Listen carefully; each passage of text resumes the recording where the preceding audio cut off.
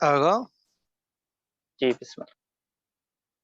آغا کافی ایسے مسئلے ہوتے ہیں جو مجتہد کے فتویٰ اور معصومین کے قول اور جو قول ہیں ائمہ معصومین کے، کوئی حدیث ہے اس کے برعکس ہوتے ہیں، تو یہاں مجتہد کی نا بہت کرتے ہیں کہ بھئی یہ تو مجتہد جو فتویٰ معصومین کے قول کے خلاف دے رہا ہے، تو کیسے ہم تقلید کریں اور کیسے اس مجتہد کو مانیں؟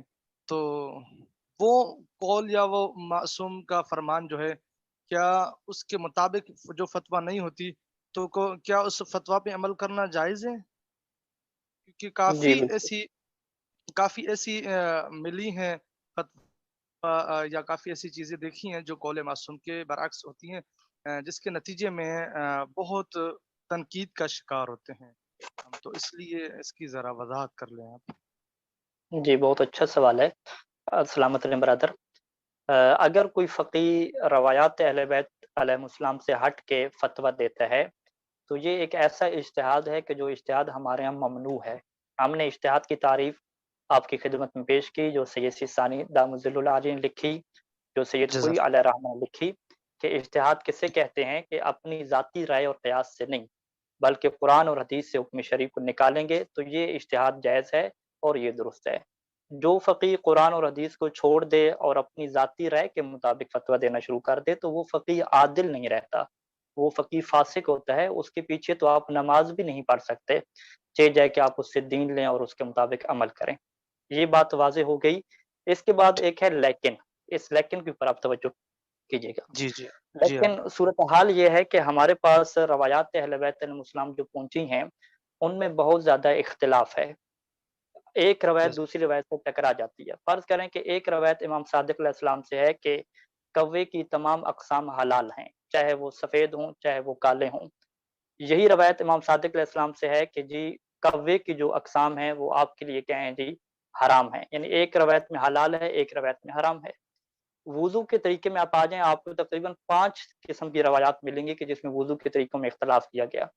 ایک روایت امام صادق علیہ السلام کی ہے کہ وضو میں ایک دفعہ دھونا ہے، دوسری دفعہ دھونا نہیں ہے، جبکہ دوسری روایت میں امام نے فرمایا کہ نہیں، اللہ نے ایک دفعہ واجب کیا تھا اور اللہ کے رسول نے دوسری دفعہ دھونے کا اضافہ کیا، لہذا دوسری دفعہ دھونا کیا ہے سنت ہے۔ تیسری روایت میں کیا ہے کہ نہیں، دوسری دفعہ دھونا ایک ایسا ہے کہ اس کے اوپر کوئی ثواب نہیں ہے، مباح کام ہے۔ چوتھی روایت میں کیا ہے کہ نہیں، دوسری دفعہ دھونا پہلے جو دفعہ دھونے کا ہے وہ اس کا کیا تکمل ہے، اس کو مکمل کرنے والا ہے۔ تو یہ روایات میں اختلاف ہے۔ جب روایات میں اختلاف ہو جاتا ہے تو یہاں پہ ہر فقی تحقیق کرتا ہے۔ ہر فقی جب تحقیق کرتا ہے تو ایک فقی کی تحقیق دوسرے فقی سے مختلف ہو جاتی ہے۔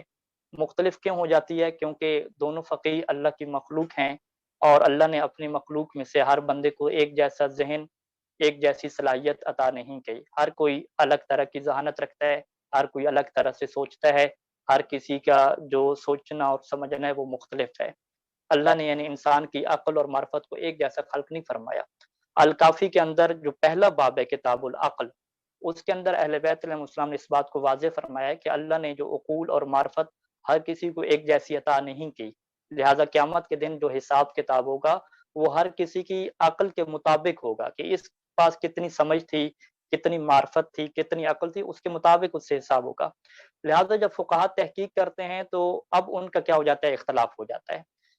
تو ایک روایت فرض کریں کہ جس میں یہ لکھا ہوا ہے کہ امام صادق علیہ السلام کا فرمان ہے کہ دوسری دفعہ جو بندہ وضو میں اضافہ کرتا ہے اس کا وضو باطل ہو جاتا ہے اور اس کی کیا نماز جائز نہیں ہے۔